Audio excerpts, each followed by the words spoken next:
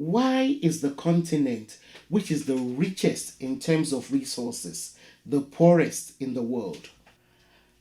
Welcome to the Sankofa Pan-African series.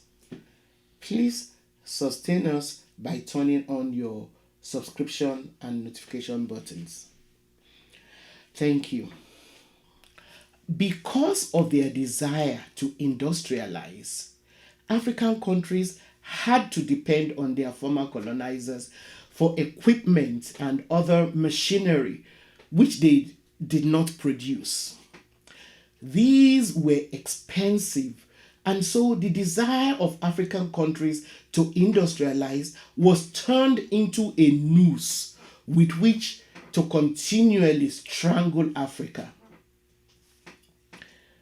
Now, this imbalance of trading is actually what the World Trade Organization was established to ensure.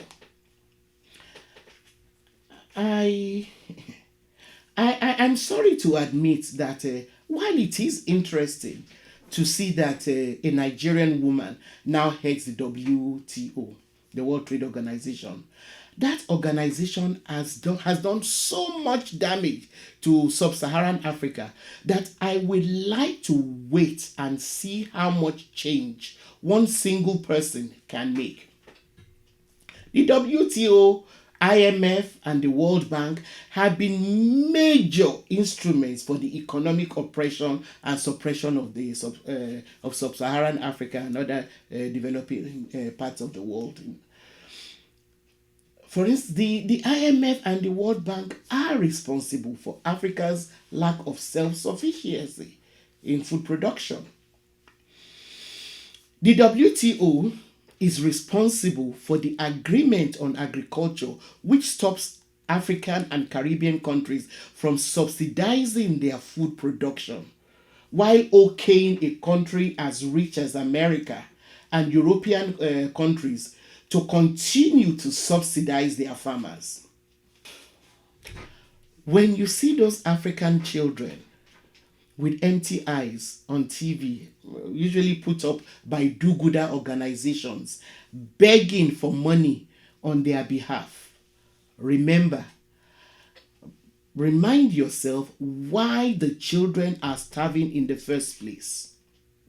It is because their parents are toiling and sweating on mines and farms from which they cannot carve out a decent living from their toil and sweat.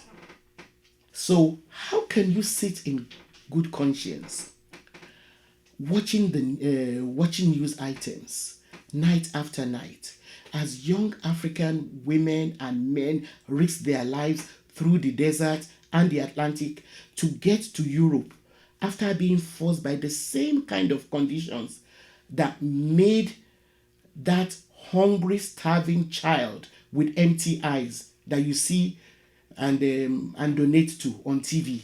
How can the majority of Europeans rest easy at night when they see tens of thousands of young Africans, some pregnant with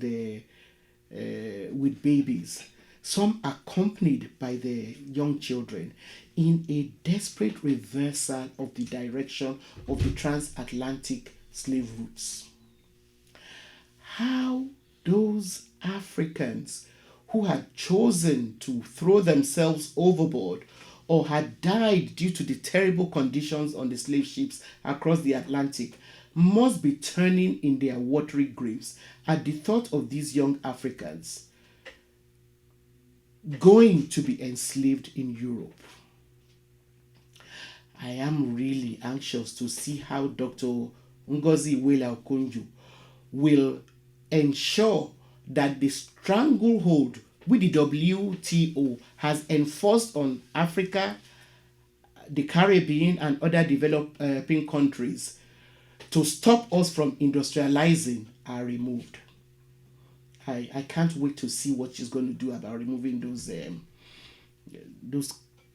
strangleholds. So, why do superpowers give out foreign aid to Africa in billions of dollars every year if they want us to continue to remain poor? You may want to ask. Apologies to American and European celebrities and other do-gooders in advance. Please ask yourself this question.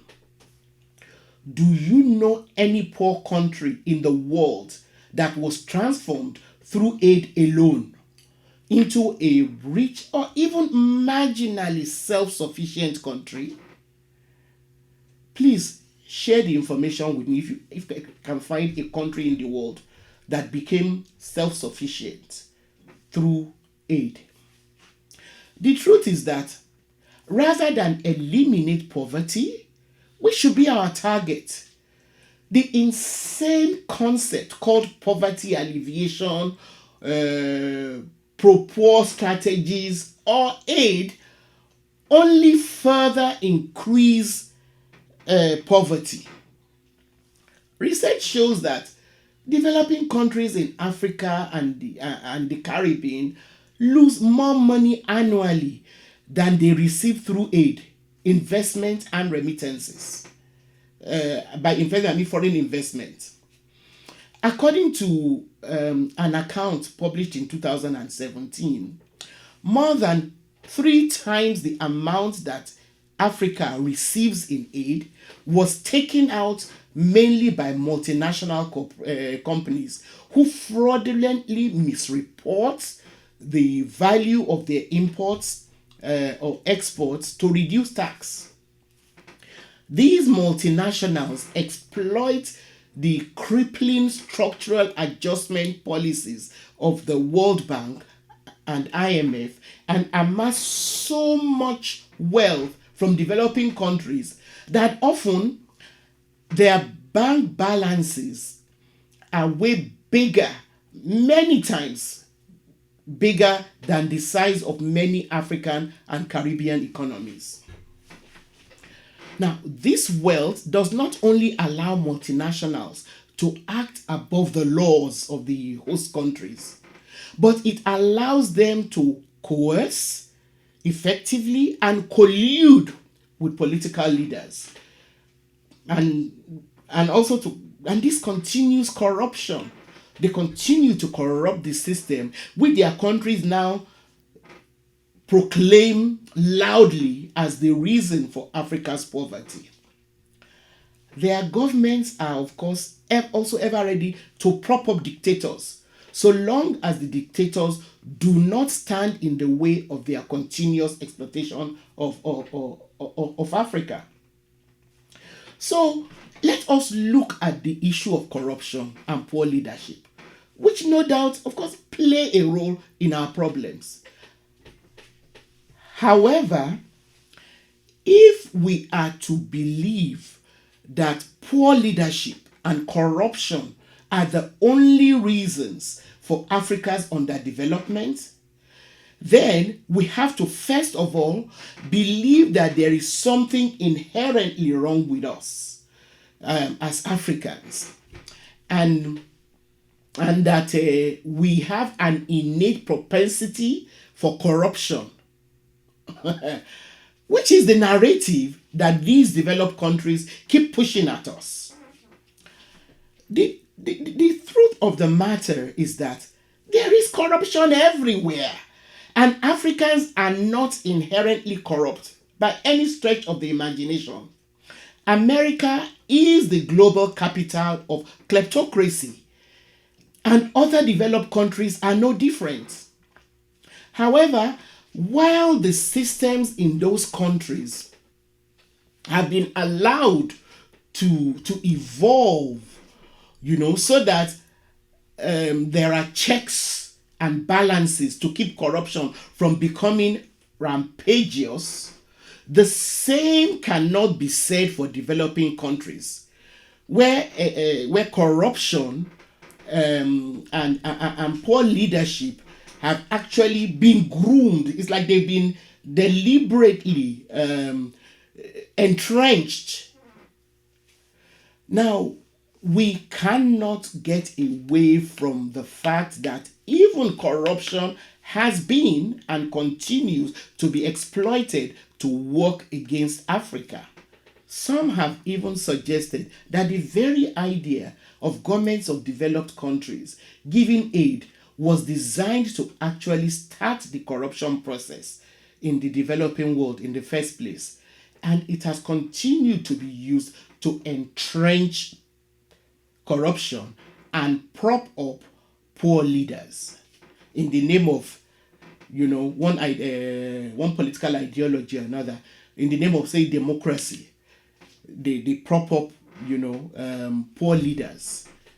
The very things that Africa and Caribbean countries need to end poverty are aggressive industrialization, control of our resources, and fair trading terms so that we can extract and exploit our natural resources ourselves. It's not rocket science. We need to be able to process our raw materials, our natural resources, and determine the prices at which we sell them globally. As the Yoruba will say, the Chinese do not have two heads. In other words, they are not special. They are a superpower today because they found ways to industrialize. This is why we need to consciously challenge the IMF, the World Bank, and the WTO, even when it is now headed by an African woman. We should not cut them any slack until we see that our interests are being ensured. It is not just enough to add a little black and stare.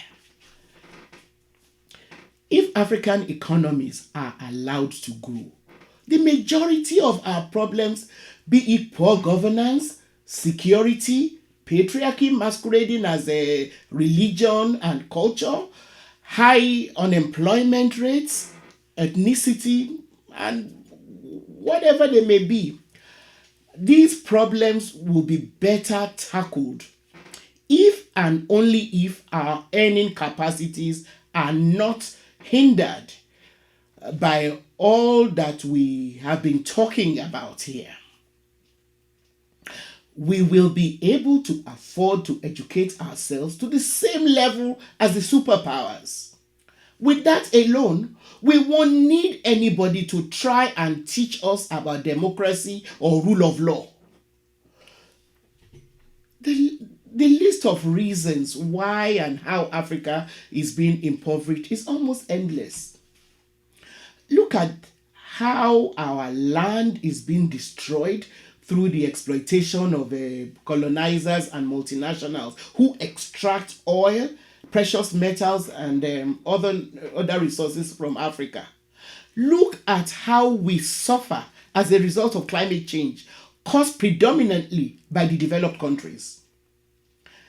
There is no getting away from the fact that the global economic, trade, and information systems are set up to continue screwing over developing countries. Even in recent times, unfair intellectual property laws persist.